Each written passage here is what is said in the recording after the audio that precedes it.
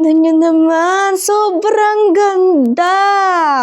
Para siyang laruan, pero hindi. Meron tayo ditong beaded keychain or beaded lanyard. Ayan. Dalawang case. Ito yung nilalagay sa pinakalikod. Ito na yung pinaka-phone, guys. Ang ganda! Meron pa siyang mirror. May camera, may flash. Tapos, nakalagay dito, Barbie. Ang ganda, guys. Ito na siya!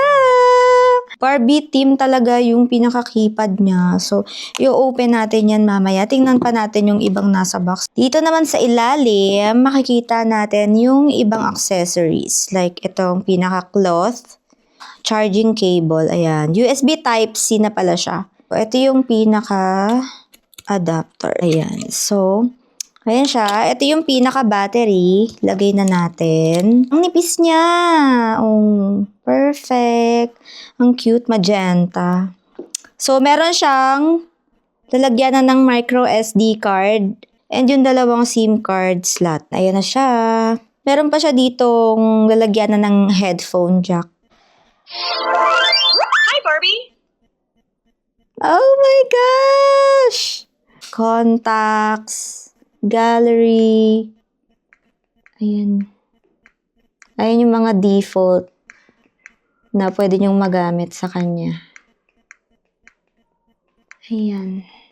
So, perfect. Oh, may Alipay pa. Meron ng Alipay na naka-ano. Tsaka Himalaya. Perfect. May Alipay na. Kita yung time sa labas. Meron tayong mga charms dito. Ayan. Ilalagay natin yan mamaya. And, also, meron tayong mga gems and stickers. I-design natin yan mamaya.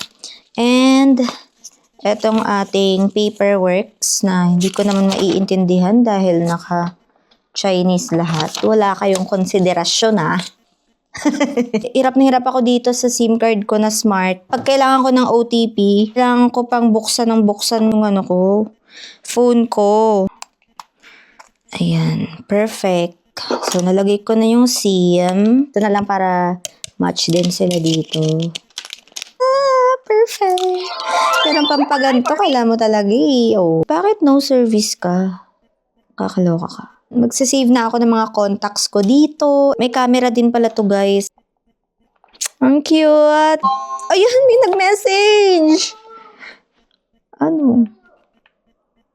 Ikaw na naman smart. Di ka na talaga natuto, 4G siya. So, ang perfect nito. I-explore ko pa to kung ano yung mga magagawa pa dito.